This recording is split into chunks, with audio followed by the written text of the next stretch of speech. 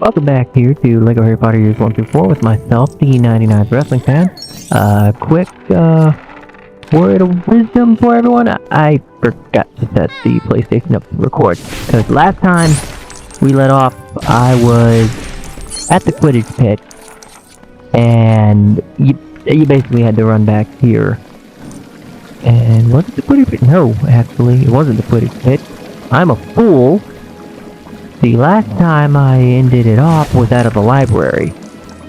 So maybe I'm completely accurate and I'm just crazy. I don't know, I'd have to double check that. But for right now we're gonna go with I'm crazy. And just mixing my videos. Anyway, this time we're gonna move on. Back to the... Oh yeah, because last was the restricted section. Restricted section. Anyway, off to Hagrid. Here we are. Hagrid, who is the Hogwarts groundskeeper, takes care of a lot of the animals in and around the Forbidden Forest, such as this little unicorn. Yep. It is very unfortunate that unicorn is dead. Someone's being nosy. Go figure, it's Malfoy. Well, stood inside of the corridor. Fang is being a good boy, a good guard dog, but now the unicorn has escaped. So, it's our job to find the unicorn. In actuality, this was their detention. In the movie, Harry, Ron, Hermione, and Draco get detention for being out late at night. In the book, Harry, Hermione, Neville, and Draco get detention. Yep, the book was changed from the book to the movie, from Neville to Ron, for... Honestly, I think the reason just to give more time for these three. For Harry, Ron, and Hermione to get together. That is also somewhat of a reference to the book The Red Sparks. It's not really a reference, but in the book, it's mentioned that, hey, if you find the unicorn, you say this spell, it'll send up a green spark. If you're in danger...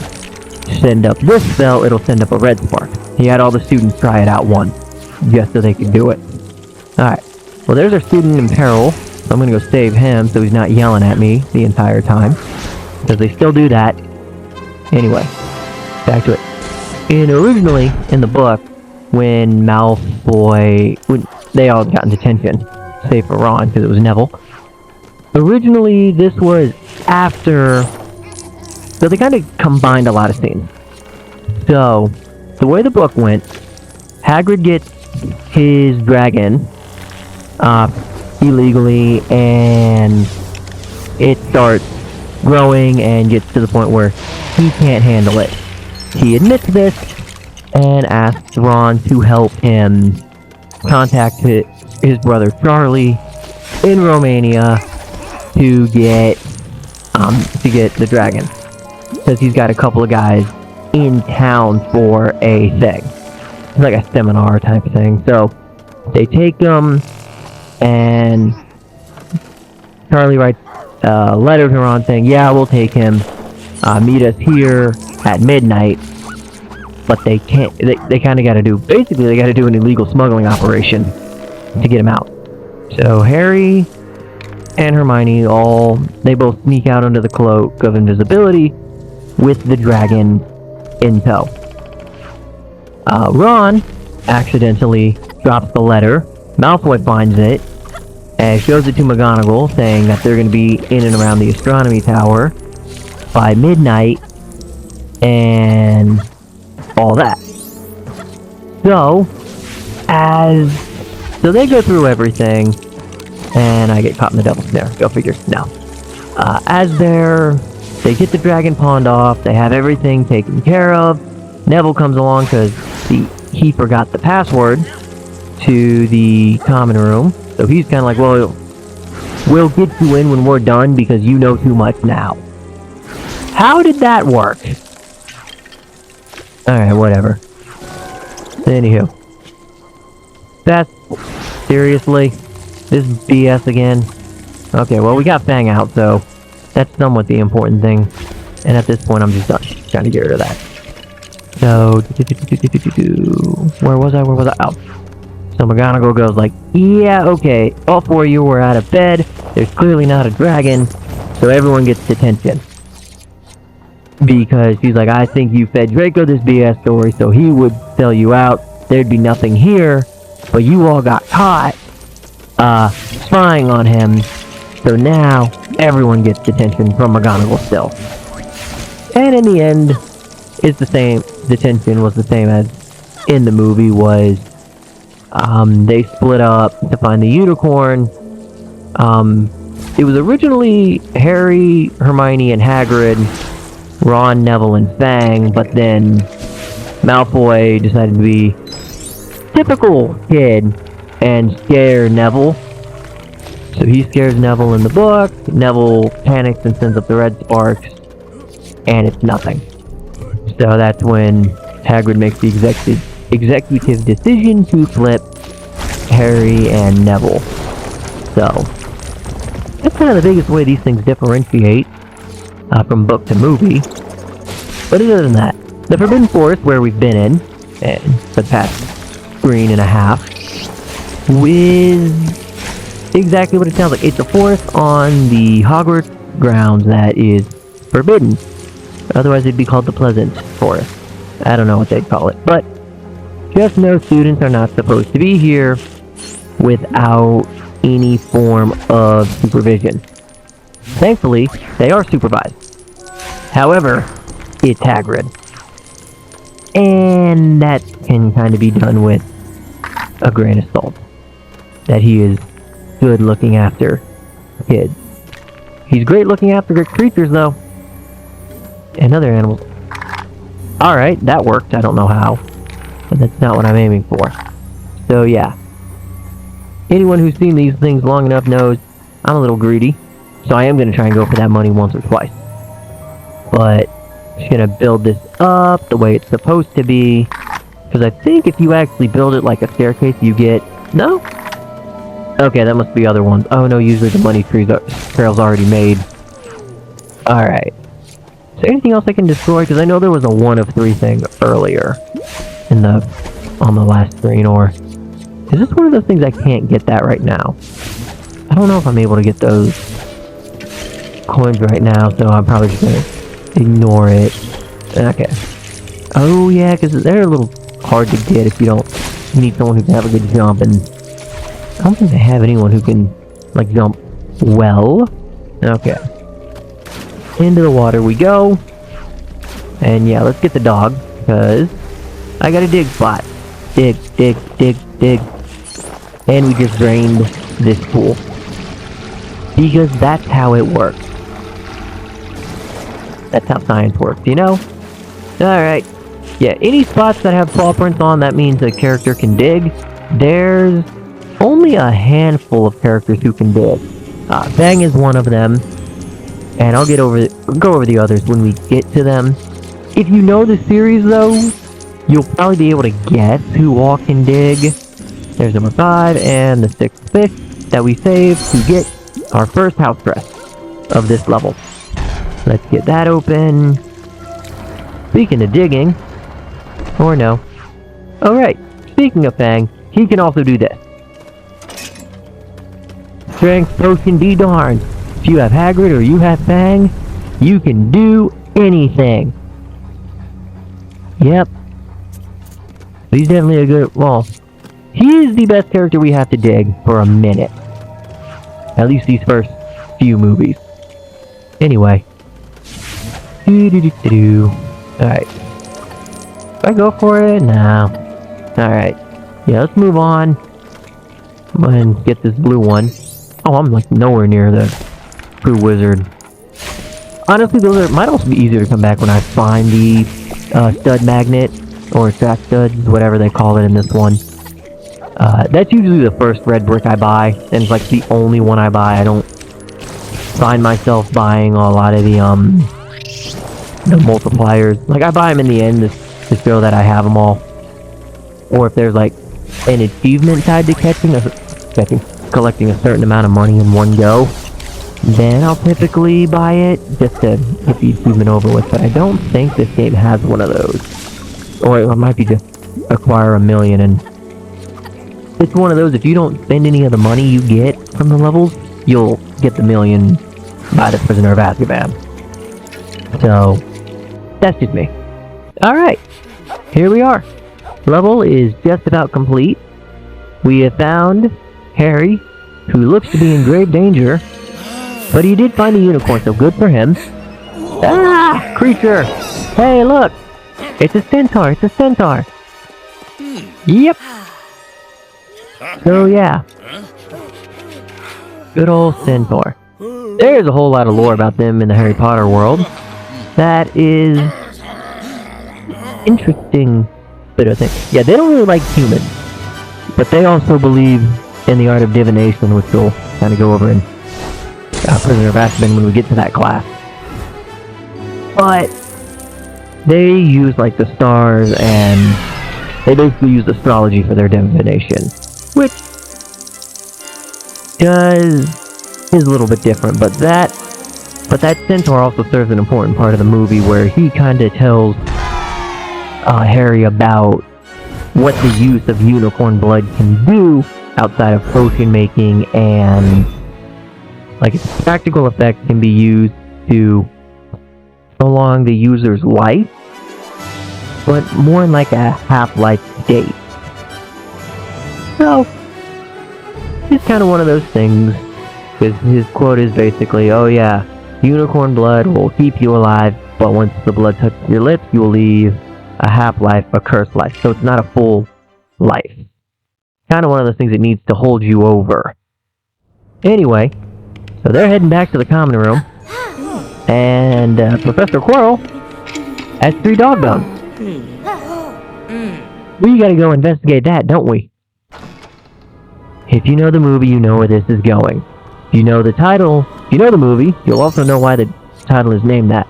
Anyway, let's get moving. Let's go stop Professor Quirrell from trying to get the Sorcerer's Stone and becoming immortal, or whatever the heck he wants to do with it. Dude, I'm trying to save the world here. Thank you. Alright. Moving on up. This man just waited for us to activate the level. Are you kidding me? It's Fluffy! He's now asleep. Yay, good for... Oh, nerd. Don't break the heart. Don't. Of course. Jerk. He had to break the heart. Those who don't know, according to Hagrid, Fluffy will go right to sleep with music. But it's gotta be at least decent. That was not decent, Ron. That was trash.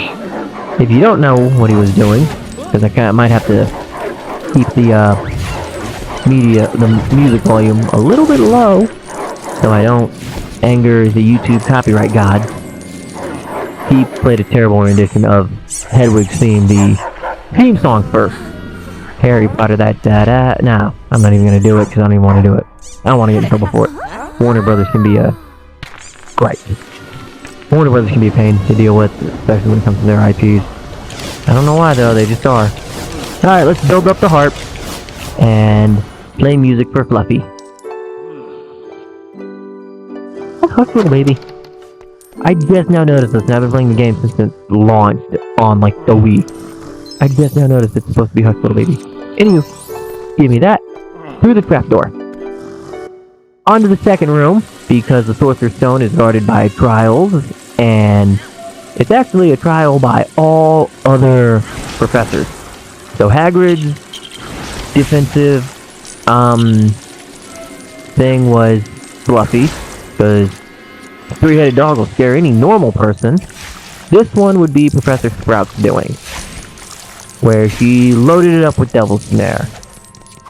And what best way to get rid of Devil's Snare, he taught us, is with sunlight. I'm gonna get rid of this guy so I can get the money from him. Can't do anything with that yet. It's also like every defense measure is set up by like the teachers that are relevant to the plot. So yeah, this is I think a still an extension to Sprout's room, just on the grounds like they needed to expand the level a little bit. And I don't want to get hit. So I want to get rid of you. Good. This one would be Madam Hoots is doing. A flying air, not a flying area. Flying part where you have to find a specific key. Which, the game was nice and made it real easy for you by giving you a nice, big old gold key to find. Now all you gotta do is just hit it. Okay, I lied. You gotta hit it a couple of times. Because hitting it once would be convenient. And I can hear the student screaming at me. Which tells me I'm pretty sure... Yep. I don't play this game too much. You play this game too much. That'll shut him up. I will tell you one with 1,000% honesty. I will not be getting every single student in peril in the story mode. It's primarily the ones I know. Alright. But now that we've gotten the key down, we are going to unlock it. Plus, sometimes you can't even get them in story mode. Is there anything else I can get here? Oh yeah! Go up, there's lots of money to be found. Well, at least a good amount of money. Not a lot. But, who's got that kind of time? Easier with stud magnet. This is Professor McGonagall's doing. A giant chessboard that they actually made a Lego set, and it is a... The chessboard is made to standard, which is kind of cool. So you can actually play wizard... You can play chess with the wizard chess pieces out of Lego, and not exactly have it be Lego chess. Alright. So now he's gone, so let's get the rook and take out this pawn. Good. Here you come to take you out. Alright. So I believe... Oh. Get the queen. Gone. Alright. Now their move... Okay, yeah. Build this one. Yes, I'm doing this as Ron because...